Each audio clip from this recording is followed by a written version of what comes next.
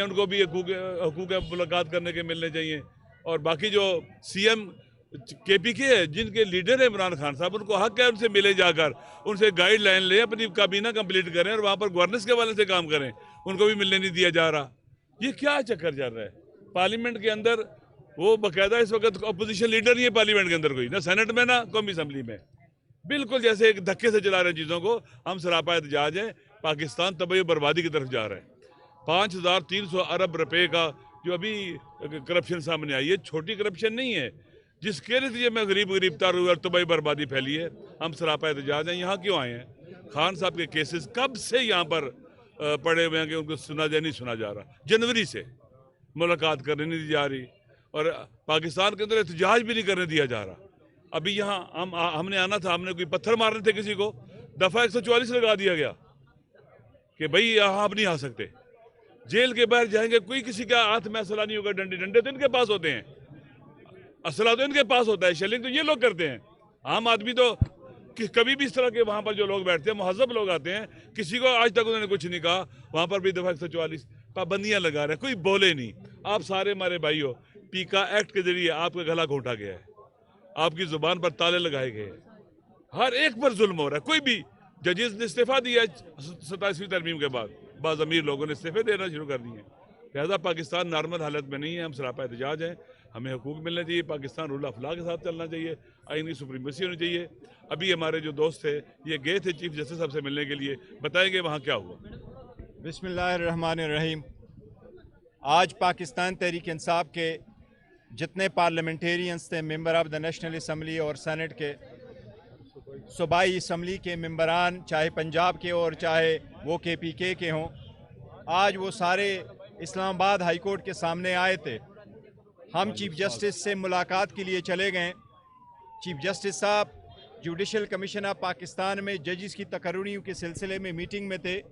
हमने अपना मैसेज उनको रिकॉर्ड करवाया है कि खान साहब के केसेस जो जनवरी से पेंडिंग है, आज तक वो फिक्स नहीं हो सके, उसमें हमारी दरख्वास्त है। हमने कंटेम्प्ट पिटीशनें भी गुजरवाई है। खान साहब की लास्ट मुलाकात 4 नवंबर को हुई है। उसके बाद आज तक न बहनों से मुलाकात हुई है, न वकीलों से मुलाकात हुई है, न ही इवन उनके अपने बच्चों से फ़ोन पे बात हुई है। आज सारे पार्लियामेंटेरियन एहतजाज के तौर पर यहाँ आए कि हम ये आवाज़ उठाना चाह रहे हैं कि ये नाइंसाफ़ी है, गैर इंसानी सलूक है, गैर आईनी गैर कानूनी सलूक है। ये रूल्स में लिखा है कि उनका हक़ है कि अपने वकला और फैमिली मेम्बर से मिले। ये सूफी में तय हो गया था कि ये मुलाकातें होगी। ये अदालत ने अक्टूबर 2023 में ऑर्डर किया था, उससे चला आ रहा था। फिर इस्लामाबाद हाई कोर्ट के लार्जर बेंच ने ऑर्डर कर लिए कि ये मुलाकातें होगी। ये कंसेंट से तय हुआ था कि खान साहब को कभी एक्सेस डिनाई नहीं किया जाएगा। खान साहब को आइसोलेट करना, पाकिस्तान के 70% आवाम को आइसोलेट करना है। मेरी सबसे दरख्वास्त है, जो लोग इक़्तिदार रखते हैं, जो लोग ताकत रखते हैं, कि लोगों के रास्ते बंद ना करे, रास्ता निकाले। लोगों के लिए दफ़ा 144 ना लगाएं। सारे ऐसी कानून आगे स्टेप ले ले जिससे ये तनाव ख़त्म हो जाए, जिससे मुलाकात हो जाए, जिससे वज़ीर आला अपने काबीना बनाने के लिए और अपनी पॉलिसी बनाने के लिए खान साहब से मुलाकात करे। ये हम सब का एक मुतालबा है और हम ये मुतालबा बारहा करेंगे जब तक खान साहब के साथ मुलाकात हमारी नहीं होती। हमें उम्मीद है चीफ जस्टिस साहब इस्लामाबाद हाई कोर्ट इस पे गौर करेंगे। हमारे चीफ जस्टिस सुप्रीम कोर्ट से इल्तिमास है, हमने उनके पास भी ह्यूमन राइट्स पिटीशनें फाइल की थी कि ऐसे सलूक करना ह्यूमन राइट्स की वायलेशन है, ये आप उस पर एक्शन ले। आज तक उस पर नहीं हुआ। आज असम्बली में हमने अर्ज़ किया कि आज जो आप फिर भी ह्यूमन राइट्स का इशू उठा रहे हैं, तो अल्लामा साहब ने फिर भी उसमें कैटेगरिकली कहा है कि ये आप जो करना वायलेशन कर रहे हैं, पहले इसका भी गौर करें। मैं समझता हूँ अब वक्त है कि रियलाइज़ करे कि इस तरीके से ये मुल्क 5 साल नहीं चल सकता। मेहरबानी करें, अब सिंस प्रिवेल होने चाहिए और इंसाफ होना चाहिए हमारे साथ। शुक्रिया जी आप लोगों का। चाहता हूँ कि आज का जो एहतजाज था जिसमें सारे पार्लियामेंटेरियंस शामिल थे, सेनेटर्स, मेंबर्स नेशनल असम्बली के, प्रोविंशियल असम्बलीज़ के, اور جتنے ہمارے ورکرز تھے. آج ایک مثالی احتجاج تھا جس کا 1 پوائنٹ ایجنڈا ہے. 1 پوائنٹ ایجنڈا یہ تھا کہ ہم نے خان صاحب سے ملاقات کرنی ہے اور ہم کر کے دکھائیں گے. لیکن آپ نے یہ دیکھا کہ مثالی اس کو میں نے احتجاج کو اس لیے کہا کہ کہا جاتا ہے کہ پی ٹی آئی جو احتجاج کرتی ہے وہ پرامن نہیں ہوگا. آپ دیکھیں کہ کتنا پرامن احتجاج ہے. یہ اس طرح کا احتجاج کرنا ہمارا آئینی حق ہے اور ہم اس کو استعمال کرتے رہیں گے. حکومت اتنی گھبرائی ہوئی ہے, اتنی ڈری ہوئی ہے کہ ہر قسم کے حربے استعمال کرتی ہے. پارلیمنٹیرینز آج ادھر چل کے آئے ہیں, ہم ادھر اندر گئے ہیں چیف جسٹس صاحب سے ملنے, کیونکہ ہمارا یہ التجا تھی ان کے پاس. ہم یہ ان سے درخواست کرنے گئے تھے کہ آپ کی ذمہ داری ہے کہ آئین میں جو بنیادی حقوق ہیں اور انسانی حقوق ہیں عمران خان صاحب کے, ان کے اوپر عمل درآمد کیا جائے. اور ہماری ریکویسٹ صرف ایک یہ ہونی تھی کہ آپ ہمیں ملنے کی اجازت دلوائیں اور اس پہ عمل درآمد کریں اپنے آرڈرز پہ. آپ اپنے پارلیمنٹیرینز آئے ہوئے ہیں, ان کی فیملی انتظار کر رہی ہے ڈیالیا کے باہر, ان کو ملنے کی اجازت دی جائے. ہماری یہ درخواست تھی, لیکن آج وہ ملاقات نہیں ہو سکی. ہم پھر آئیں گے, ہم آتے رہیں گے, ہم ہر ایونیو ہر رستہ ڈھونڈیں گے. جس طرح بتایا بیرسٹر گوہر صاحب نے بھی, ہم پارلیمنٹ میں بھی آواز اٹھا رہے ہیں. ہم نے چیئرمین اور سینٹ کے جو چیئرمین ہیں اور جو اسپیکر ہیں نیشنل اسمبلی کے, ان سے بھی درخواست کی. ہم نے چیف جسٹس صاحب سے بھی درخواست کی. ہم نے چیف جسٹس آف پاکستان سے بھی درخواست کی ہوئی ہے. ہم نے ہر اس جگہ پہ ہم جائیں گے, احتجاج بھی کریں گے جب تک کہ خان صاحب سے ملاقات ہماری نہیں کرائی جاتی. یہ ہمارا ایجنڈا ہے, پرامن ایجنڈا ہے اور حق کا ایجنڈا ہے, سچائی کا ایجنڈا ہے. Thank you.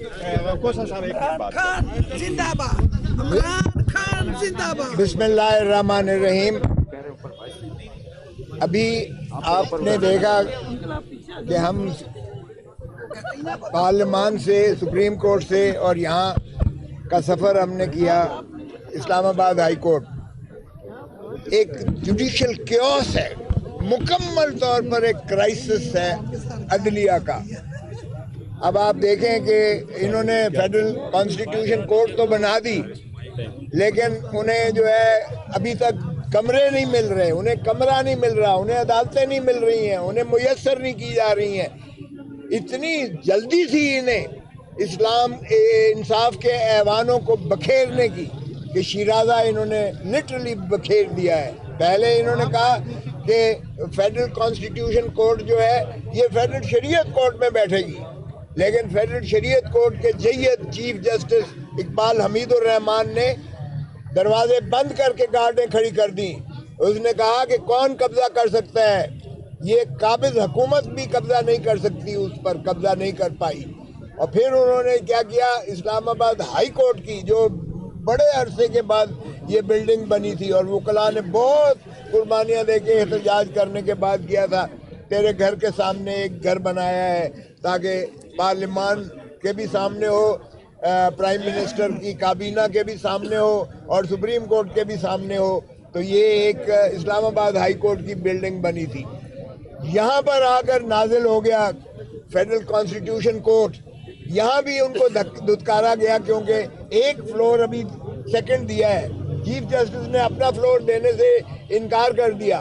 اب کہا گیا ہے ان کو کہ آپ جی پرانی بلڈنگ ہے 10 میں چلے جائیں, G10 میں چلے جائیں. وہاں جا کر انہی کے اپنے چیف جسٹس سرفراز ڈوگر صاحب نے وہ بلڈنگ مسترد کر دی کیونکہ وہ کھنڈر بنے پڑے تھے.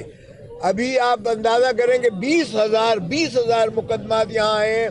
کوئی انسٹیٹیوشن یہاں جو برانچ نہیں ہے, کوئی پتہ نہیں ہے کہ کس نے دائر کرنا ہے, کہاں دائر کرنا ہے, کس جگہ دائر کرنا ہے, کون اس کی جو ہے مارکنگ کرے گا, کون اس کی بینچز بنائے گا اور کون سنے گا.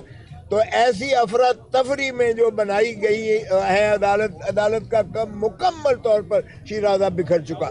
سپریم کورٹ کو انہوں نے بالکل فارغ کر دیا. اب آپ جائیں تو ادھر آپ کو ہو کا منظر نظر آئے گا, آپ کو ایسے لگے گا جیسے آپ کسی پرانی جو ہے آسیب زدہ عمارت میں آ گئے ہو جہاں آپ کو انسان نظر نہیں آئیں گے. ججز خود جو ہے سراسیمگی کے عالم میں اس وقت جو ہے کام کر رہے ہیں. اس خوف کی جو ہے فضا طاری کر دی گئی ہے اور ساری قوم کو انہوں نے جو ہے ایک جو ہے مایوسی کی دلدل میں دھکیلا ہوا ہے. آج جو قانون سازی تھی جوائنٹ سیشن بلایا گیا, اجلت میں بلایا گیا, اس جوائنٹ سیشن کا کوئی پتہ نہیں تھا کہ کیا جو ہے ایجنڈا کیا ہے. آپ کبھی سوچ سکتے ہیں کہ 7 بلوں میں سے 4 ایسے تھے جو صدر صاحب نے جو انہی کے ایلائز ہیں, پاکستان پیپلز پارٹی کے ایلائز ہیں, انہوں نے مسترد کر کے وہ بل بھیجے تھے چاروں.